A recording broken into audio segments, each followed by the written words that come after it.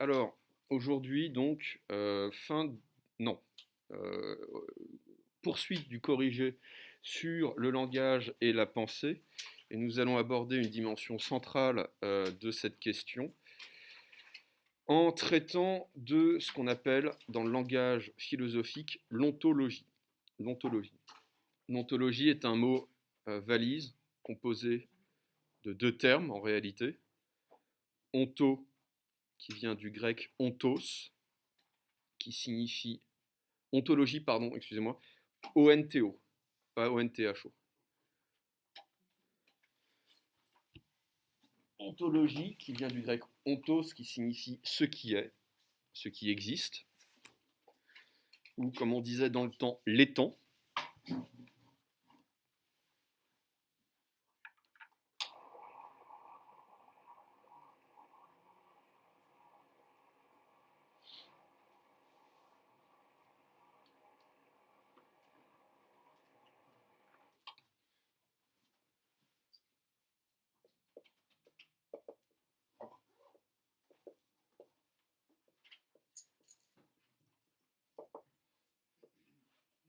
Et le logos, évidemment, qui signifie à la fois la raison, la rationalité et le langage chez les Grecs.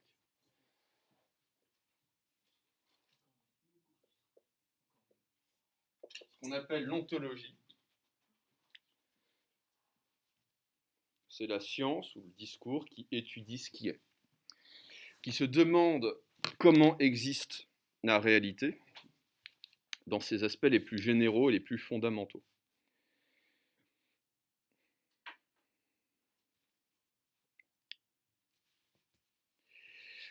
On va commencer par le commencement, c'est-à-dire par celui qui invente, on pourrait dire, l'ontologie, Aristote.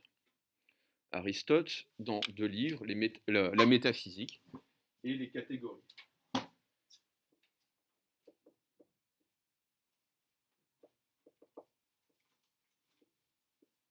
Surtout les catégories.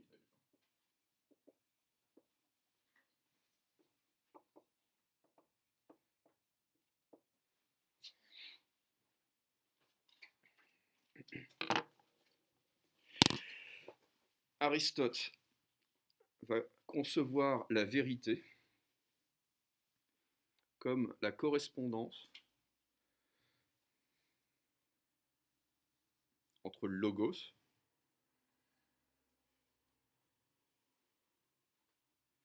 et l'ontos, c'est-à-dire entre la pensée, le langage et le réel.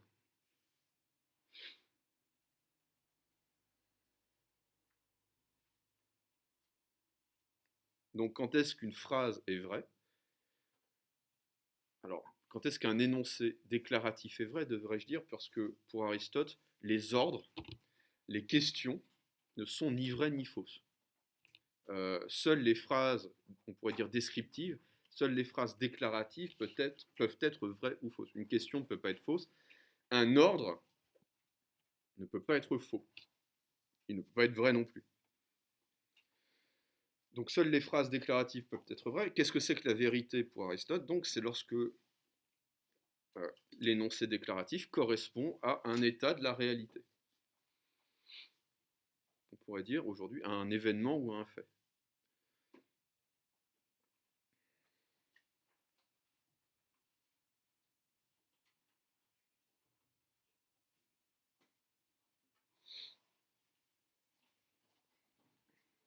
Donc, prenons une phrase, le ciel est nuageux. Cette phrase est vraie parce que pour Aristote, elle correspond à un état actuel du ciel.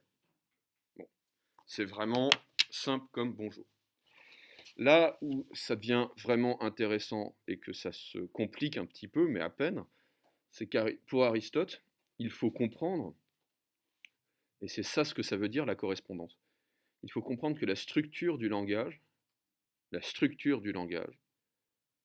épouse celle de la réalité.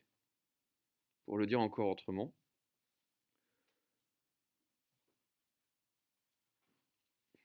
la vérité est l'identité de structure du logos et de l'ontos.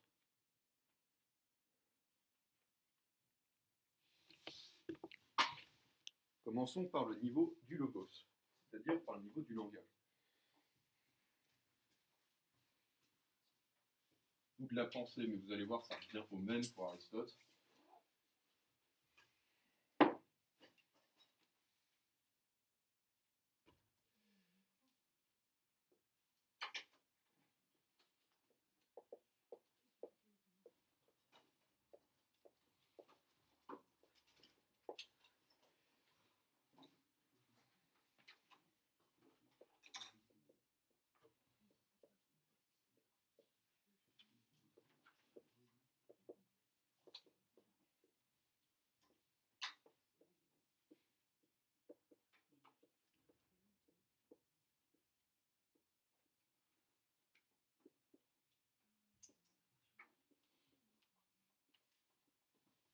Donc, pour Aristote, toute phrase déclarative est composée de 3 termes: sujet, verbe qui sert de copule, c'est-à-dire de liaison, prédicat.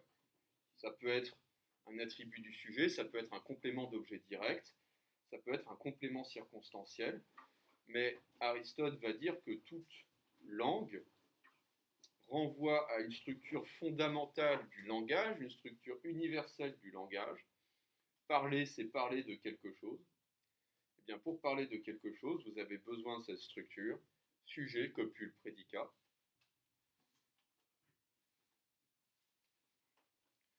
Et, si vous voulez, on ne peut pas se détourner de cette structure. On peut éventuellement la modifier de manière marginale, c'est-à-dire que, par exemple, en latin, la copule se situe souvent à la fin de la phrase. Je ne sais pas si en allemand c'est pas pareil. J'ai jamais fait d'allemand de ma vie, sauf dans des films de guerre. Donc je ne sais pas si le verbe est situé à la fin en allemand, mais en latin le plus souvent, le verbe est situé à la fin de la phrase ou de la proposition. Mais au fond, ça revient au même. C'est-à-dire que fondamentalement, ça sera sujet, copule, prédicat. Est-ce que ça va pour tout le monde? C'est vraiment pas compliqué. Mais qu'est-ce que cela veut dire au niveau de l'ontos? Quelle est la structure fondamentale de l'ontos?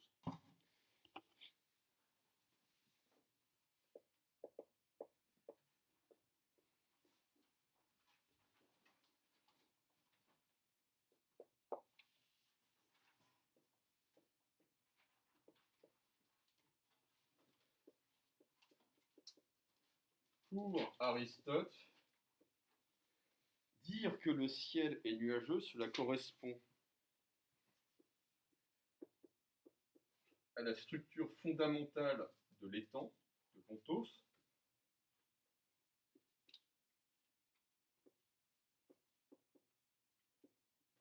Et cela signifie que la propriété nuageux est inscrite dans la substance du ciel. Cela veut dire que la qualité d'être nuageux est inscrite actuellement dans le ciel. Aristote et surtout les philosophes du Moyen Âge qui parlent latin, on va parler d'accident.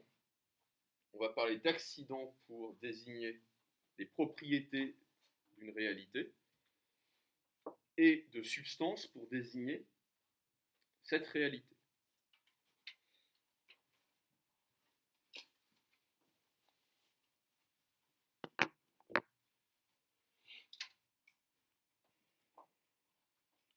Donc, pour Aristote, qu'est-ce qui va composer, qu'est-ce qui va constituer la réalité? La réalité, c'est cette table, vous, moi, cette veste, etc., etc.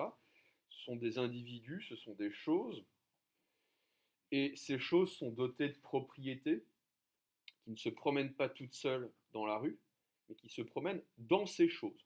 Okay, le beige de cette table, enfin, cette couleur indéfinissable qui a été pondu par un ingénieur, je pense, en fourniture scolaire. Cette couleur indéfinissable de la table est inscrite dans la table. C'est la couleur de cette table. Elle n'existe pas indépendamment, elle n'existe pas concrètement, indépendamment de la table. peut exister abstraitement, intellectuellement, c'est-à-dire qu'on peut parler du Béjas en soi, si vous voulez, mais cette couleur précise de la table, elle existe dans la table. Okay. Ma taille se promène rarement sans moi. C'est ma taille. Autrement dit, c'est une propriété de Bibi. Okay. Et je sais pas, moi, les pensées les malheurs de Sophie, comme on dit, ce sont les malheurs de Sophie. C'est-à-dire que ce sont ses accidents, au sens neutre du terme. Accident, c'est ce qui peut être attribué à. Ça veut dire ça en grec. Okay. Donc, l'accident est inscrit réellement dans la substance, comme dit Aristote, le prédicat va être dans le sujet. Il y a une correspondance stricte entre la structure de la réalité et la structure de la phrase déclarative pour Aristote. Est-ce que c'est clair? C'est limpide? Ok. Alors, on va se marrer un petit peu. Et je vais vous expliquer, en gros, 1600 ans de métaphysique, l'histoire de la philosophie, donc, en un tableau. Ça va être le débat entre les idéalistes et les réalistes.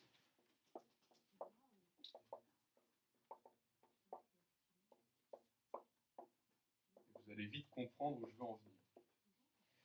Au fond, pour Aristote, on doit se poser deux questions qui vont constituer les axes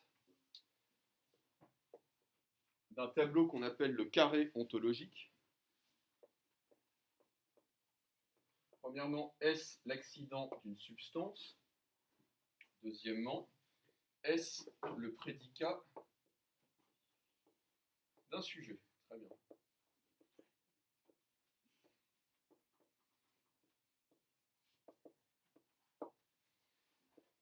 On va prendre comme cas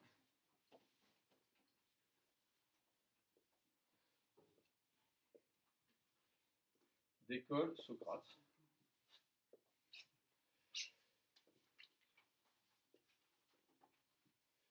Qu'est-ce que je fous là? Non, et oui. Hop.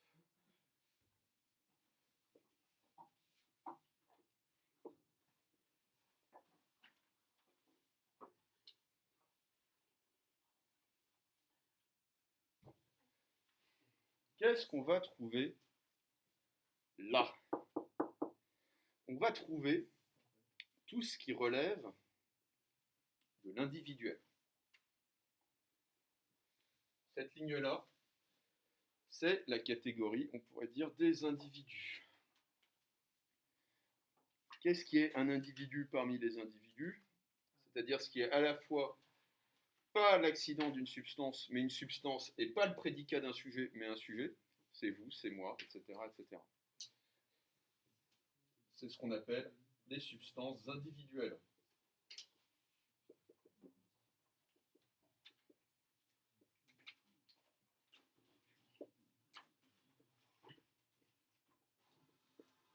Typiquement, Socrate, cet homme, etc., etc. Cet homme particulier.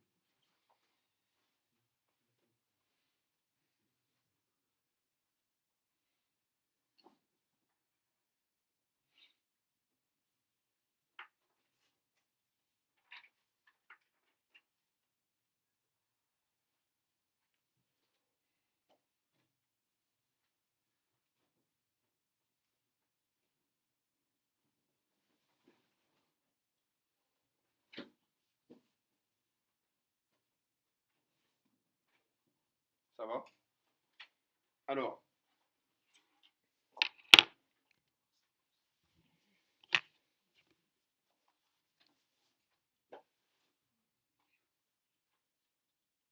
qu'est-ce qu'on va trouver là?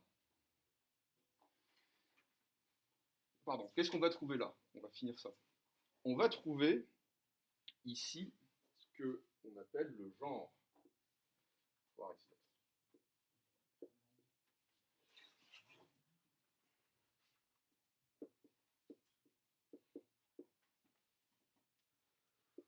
genre, c'est par exemple l'être humain.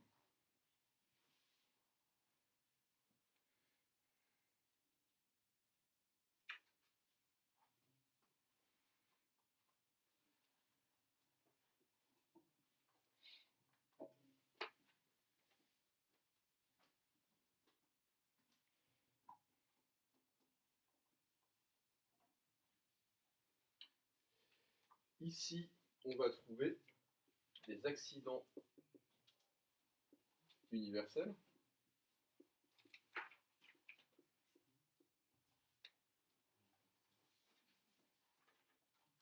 Par exemple, la blancheur particulière de la barbe de Socrate.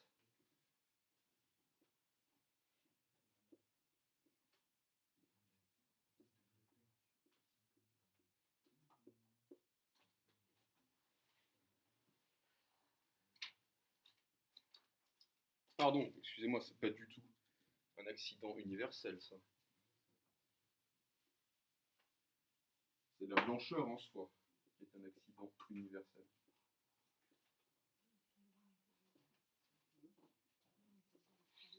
Ou la justice en soi.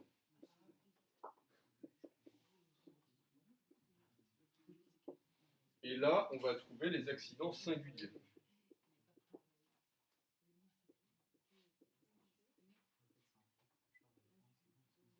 Par exemple, la blancheur singulière de Socrate, exactement, de la barbe de Socrate.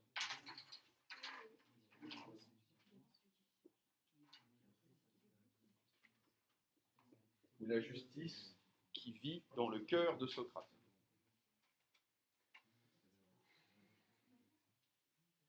En fait, il y a deux manières de comprendre le tableau. À gauche, c'est le concret. Okay. À droite, c'est l'abstrait.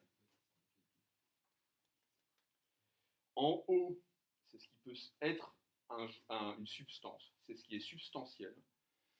En bas, c'est ce qui est plutôt accidentel.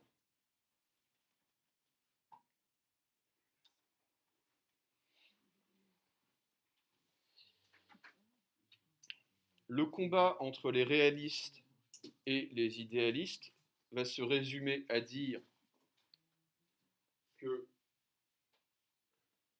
pour les réalistes, ce sont les substances individuelles qui existent réellement, et le reste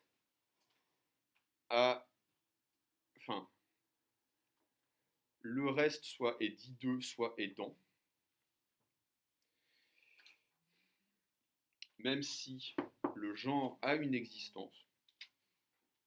Et pour les idéalistes, c'est ça qui va exister. Et au fond, toute la philosophie de l'Antiquité va naître de deux pères. Vous avez le père des réalistes qui est Aristote, qui vont dire c'est ça qui existe réellement.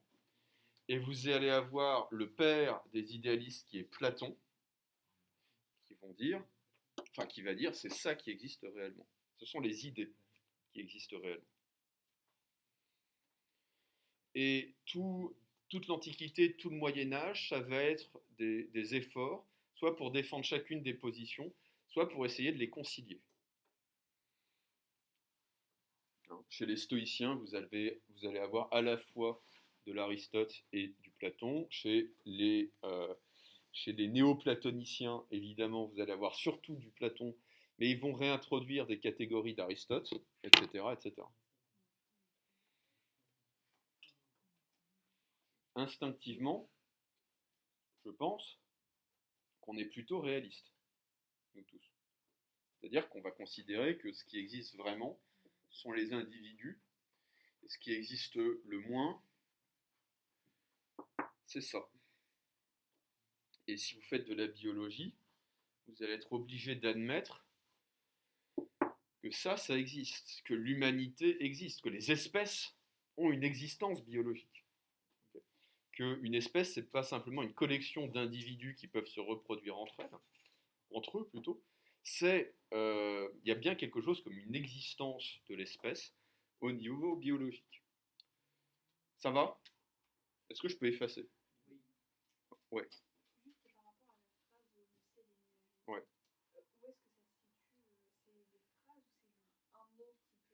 Où se situe le ciel à votre avis?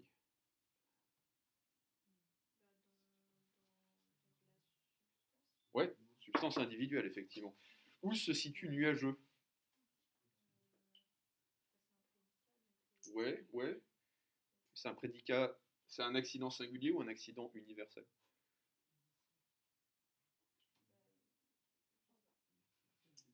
Le ciel est nuageux.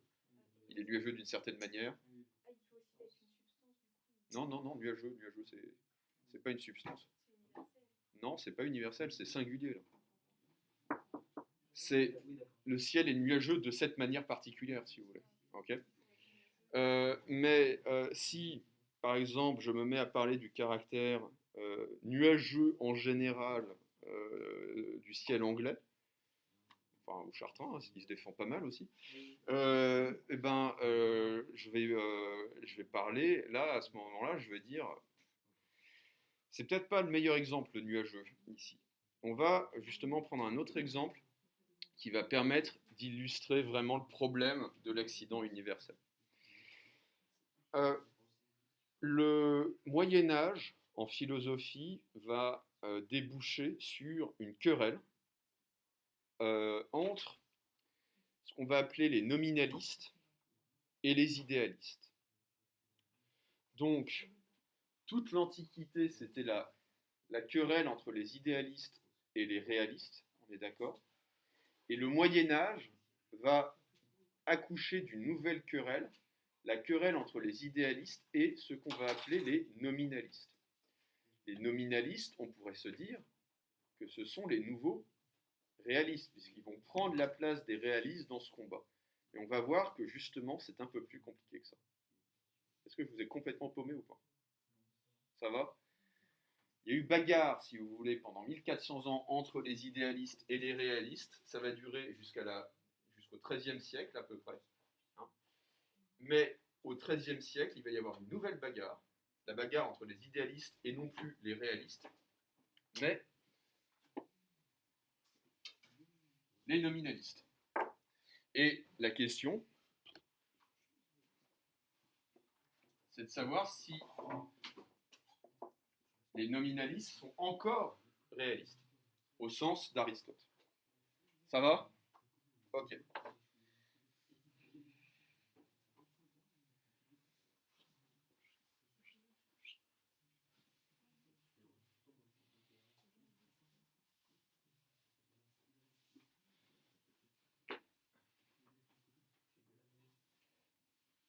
Je vais prendre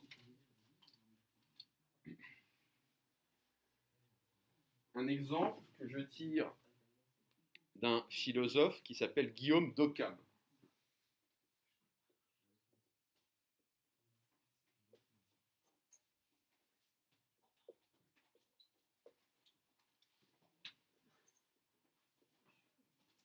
Hein, un prêtre qui enseigne à Oxford au Moyen Âge. Guillaume d'Occam va prendre cet exemple qui est simple comme bonjour.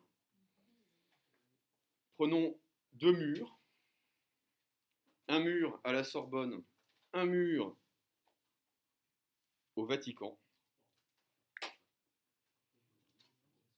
Un mur à la Sorbonne, un mur au Vatican. Ils sont blancs tous les deux. Pourquoi dit-on qu'ils sont blancs? Alors, vous allez avoir les idéalistes qui vont dire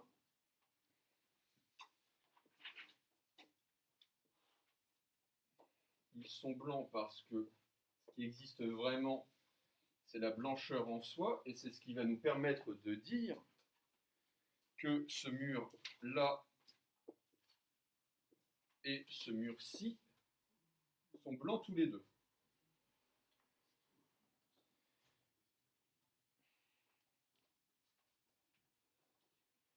remplaçons la blancheur et les murs par la justice et des actions.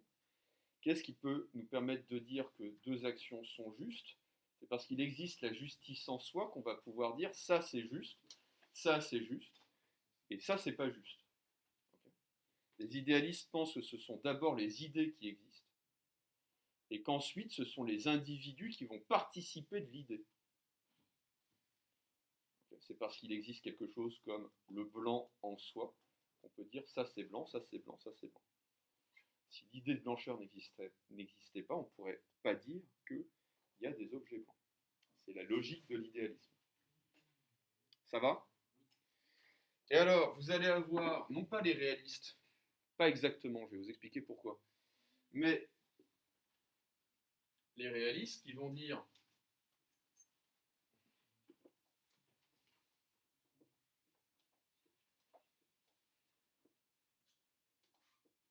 il y a deux murs, ils ont à peu près la même couleur. Ils n'auront jamais exactement la même couleur. Mais comme on ne va pas s'embêter, on va dire, bah voilà, ces deux murs sont blancs. Ils ont la même couleur, à peu près. Et ça ne veut pas dire que la blancheur en soi existe. Ça veut dire qu'on va créer des catégories de pensée, qu'on appelle les idées, et qui sont simplement des manières de parler de certaines choses. Autrement dit, c'est parce que certains objets vont avoir des propriétés plus ou moins similaires qu'on va créer des idées abstraites qui vont permettre d'en parler. Autrement dit, la blancheur en soi n'existe pas, ce n'est qu'un nom, ce n'est qu'une manière de parler de certains objets qui ont en commun une propriété qui est plus ou moins la même. Ça va, Roderick? Non, ça ne revient pas au même, parce que pour les idéalistes, ce qui existe d'abord et avant tout, c'est la blancheur en soi. Et on va dire que ces deux murs sont blancs parce que la blancheur en soi existe. Pour les nominalistes, ce qui existe, ce sont des murs qui ont plus ou moins le même aspect, et cet aspect plus ou moins similaire, on va bien être obligé, pour en parler, d'inventer cette catégorie de blancheur qui n'existe pas réellement, qui est juste une manière de parler, qui est juste une manière de penser. Vous voyez la différence? Pour les nominalistes, ça vient tout en dernier, si vous voulez. Ça n'a pas d'existence. Alors que pour les idéalistes, ça existe, c'est ça qui existe le plus. Ah ouais, mais c'est pas du tout la même chose. C'est-à-dire que, prenons par exemple la justice. Ça veut dire que quand on est idéaliste, on croit vraiment que la justice existe, qu'il existe quelque chose comme un idéal de justice. Alors que quand on est nominaliste, on va se dire, bah, la justice, ça n'existe pas en soi. C'est simplement une manière de parler, et cette manière va pouvoir évoluer en fonction des cultures, en fonction des époques, en fonction de nos intérêts, etc. etc. Et... Ouais, mais ça revient au même. Au fond, ça revient au même parce que tout ça, c'est des catégories abstraites, mais c'est vrai que la justice, c'est un exemple qui est plus parlant parce qu'on voit tout de suite les implications politiques que ça peut avoir. Alors, le saint patron, oui. Alors justement, c'est ça qu'on va attaquer. C'est cette question-là qu'on va attaquer. La question que j'ai laissée en suspens, c'est pourquoi est-ce que j'ai dit que les nominalistes prenaient la place dans le débat des idéalistes, des réalistes? Est-ce que ça veut dire que ce sont les mêmes, ou est-ce que ça veut dire qu'ils se sont substitués à eux, qui sont en réalité différents d'eux? Le saint patron des nominalistes, à l'époque moderne, c'est un type qu'on a déjà rencontré, qui s'appelle Thomas Hobbes. Des nominalistes, le patron. Et en fait, on pense même qu'il n'y a pas eu plus nominaliste que lui dans l'histoire de la philo. Le nominaliste par excellence, c'est Thomas Hobbes. Et Thomas Hobbes va en réalité s'opposer à Aristote sur sa théorie de la vérité.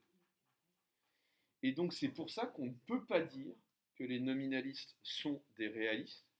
En tout cas, ils ne le sont plus au sens où Aristote était réaliste. Parce que Hobbes va retourner complètement la théorie de la vérité d'Aristote.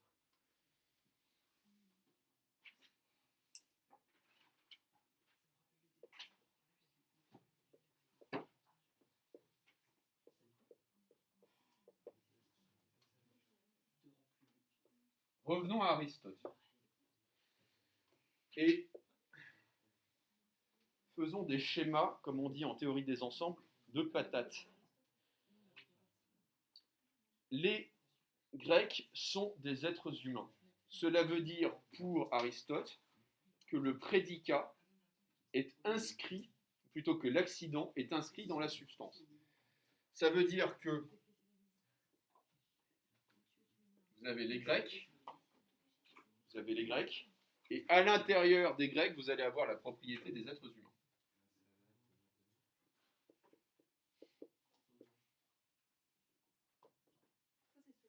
C'est selon Aristote. Je vais me mettre en dessous. Ça, c'est selon Aristote. Donc, cette phrase est vraie à partir du moment où l'accident est inscrit dans la substance.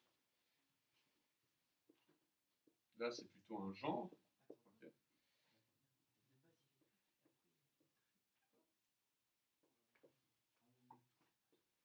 Et c'est pour ça que c'est vrai. Ouais. Ouais. C'est-à-dire qu'il va dire que les Grecs ont cette propriété d'être des êtres humains et que les Grecs, ce sont des individus qui existent réellement et ils ont cette propriété d'être des êtres humains. Oui, c'est vrai pour n'importe quelle nationalité. C'est vrai pour n'importe quel être humain. C'est d'ailleurs ça le problème. Oui. Ça, c'est la thèse d'Aristote. Vous ne pensez pas que les Grecs sont des êtres humains, moi non plus. Mais on va prendre cette question-là, cette phrase-là comme exemple. Et ensuite, je vais retourner cette phrase et je vais dire les êtres humains sont tous des Grecs. Phrase qui est fausse. Okay. Les Grecs sont tous des êtres humains, ça c'est vrai. On va essayer de voir ce que ça donne quand on retourne cette phrase pour faire une phrase fausse. Attendez. Qu'est-ce que... Juste un truc. Pourquoi cette phrase est-elle vraie pour Hobbes? Et vous allez voir, je pense que vous allez être plutôt du côté de Hobbes, en réalité.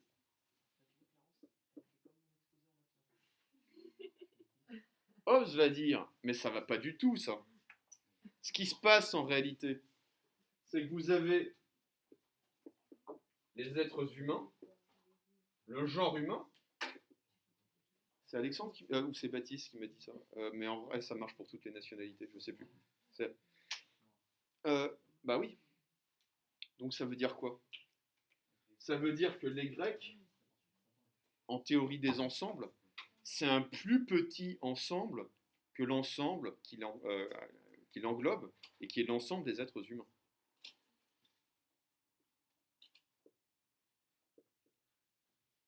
Ok?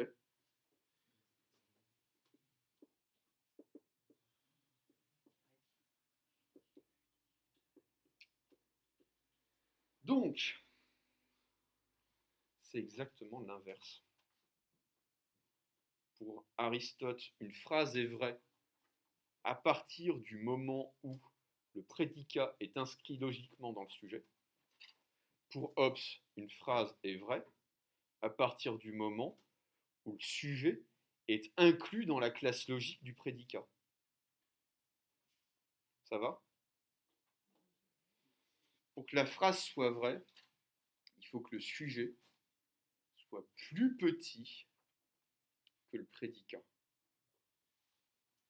Logiquement, dans la classe logique, il faut qu'il y ait moins d'individus dans la classe du sujet que dans la classe du prédicat. Est-ce que vous avez compris ça? Pourquoi on va prendre un exemple qui est parlant, et ensuite je vais revenir à cette histoire de grec. Les corbeaux sont noirs, est-ce que c'est vrai? Ouais. Pourquoi? Parce qu'il y a moins de corbeaux qu'il y a de choses noires. Ok. Est-ce que si je retourne la phrase et que je dis tout ce qui est noir est un corbeau, c'est vrai? Bah non. Ok. Donc, qu'est-ce qu'il faut pour que la phrase soit vraie? Il faut que le sujet soit effectivement plus petit en termes d'extension que le prédicat.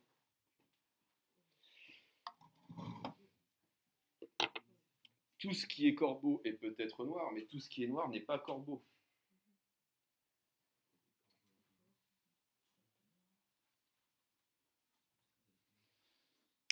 Alors,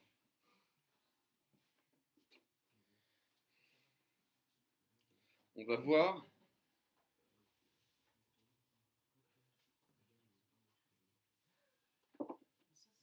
l'inverse de ce qu'on a vu avant. Les êtres humains sont des Grecs.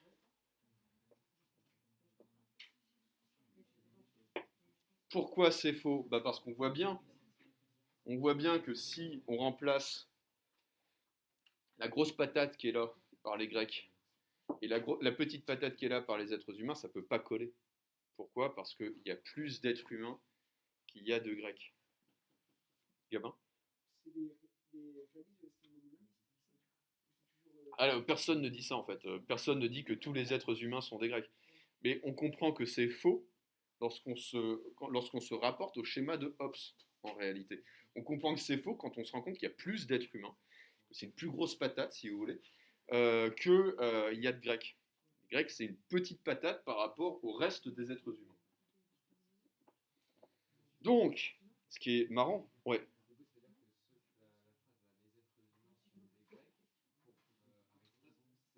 Bah, non. Clairement, ça peut pas être vrai, c'est ça le problème. C'est-à-dire que ce qu'expose Hobbes, c'est le caractère contradictoire et incohérent de la théorie aristotélicienne de l'inscription de la substance, pardon, de l'accident dans la substance. En fait, ce que disait Aristote, c'est qu'il y avait un parallèle entre l'inscription de l'accident dans la substance et l'inscription du prédicat dans le sujet. Pour Hobbes, il y a inscription du sujet dans le prédicat, déjà, inscription logique du sujet dans le prédicat, et quant à savoir s'il y a un accident qui est inscrit dans une substance, Hobbes dit, on n'en sait rien. On n'en sait foutre rien. Okay. Et un truc qui est clair, en particulier sur les catégories de couleurs, c'est pour ça que je vous ai un peu tanné le cuir avec la blancheur, c'est que ce que va découvrir Descartes, vous qui faites de la physique peut-être, oui, ce que va découvrir Descartes et ensuite Newton, oui, René Descartes, et Isaac Newton, ce que va découvrir Descartes, mais surtout Newton, vous savez, cette expérience fameuse de la diffraction de la lumière avec un prisme. Okay. Ce que vont découvrir Descartes et Newton, Descartes c'est plutôt une intuition, Newton c'est vraiment une expérimentation, c'est que les couleurs ne sont pas des propriétés des choses. Que ma veste n'est pas marron, cette table n'est pas beige. Les couleurs ne sont pas inscrites réellement dans les choses. C'est une propriété de la lumière, c'est une relation en fait entre l'œil et la structure, je crois, électronique de la surface des objets qui fait la couleur. Autrement dit, c'est un phénomène de diffraction de la lumière qui fait la couleur. Les atomes de cette table ne sont pas beiges. C'est pas comme ça que ça marche. Okay. Donc, ça veut dire quoi? Ça veut dire qu'on a aucune, on voit certaines propriétés dans les choses, mais en réalité, on n'a aucune raison de penser que ces propriétés sont réellement inscrites dans les choses comme un accident dans une substance. Ça va? Okay. Donc, c'est compliqué de dire, en tout cas, que les nominalistes sont réalistes à la manière d'Aristote, puisqu'ils ont exactement une théorie de la vérité inverse. Okay. Et Hobbes ne croit pas que les propriétés sont réellement inscrites dans les choses.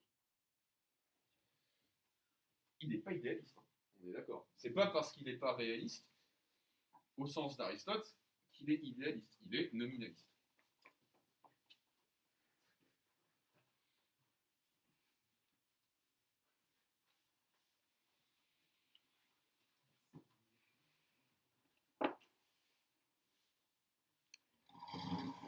pas le temps de commencer autre chose, enfin pas de manière sérieuse. On va voir tout à l'heure, je pense, une application contemporaine du nominalisme. On va étudier un philosophe, les écrits d'un philosophe qui s'appelle Willard Quine, qui est américain. Et on va parler de la question de la traduction dans des langues étrangères. Donc, toujours pour repenser l'articulation entre langage et langue. Est-ce qu'on peut rabattre le langage sur la langue et inversement? Ça va? Ok. On a fait beaucoup en peu de temps. J'espère que c'est clair, mais c'est assez intéressant comme question. C'est vraiment comment est-ce qu'on pense la vérité dans l'Antiquité et peut-être maintenant dans la modernité nominaliste, on va dire. Oui.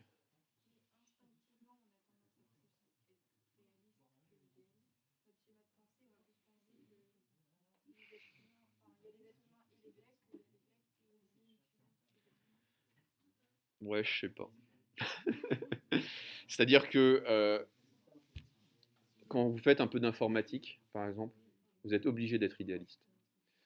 C'est-à-dire que quand vous programmez un jeu vidéo, par exemple, vous allez obtenir des figures concrètes, mais à partir d'idées qui sont totalement abstraites. Et là, vous allez vous dire, mais est-ce que ce qui me compose en tant que substance n'est pas une somme, la somme de qualités qui peuvent être prises abstraitement?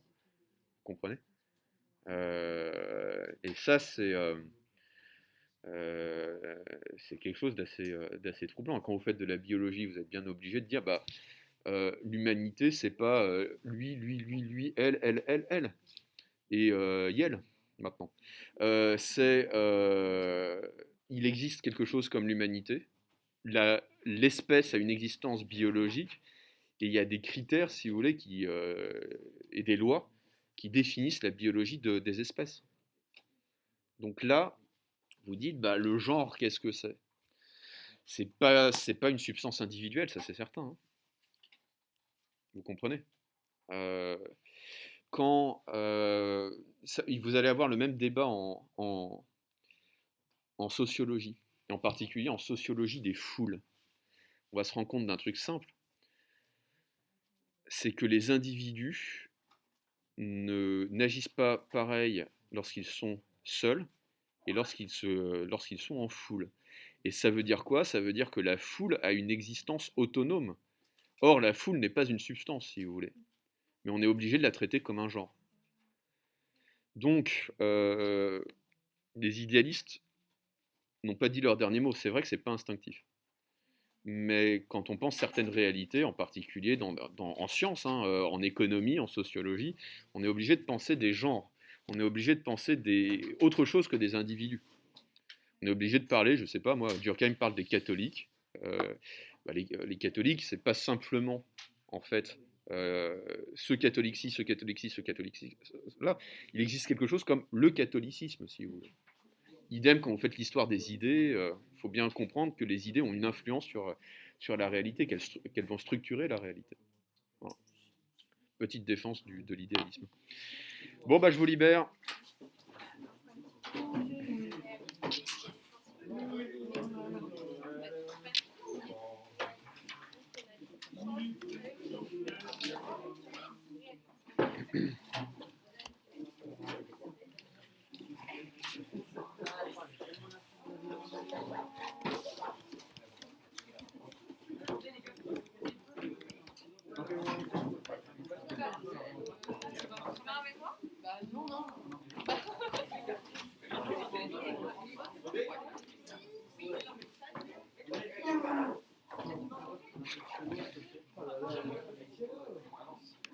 Au revoir. Enfin, à tout à l'heure, non? Et venez à 15h. Venez à 15h.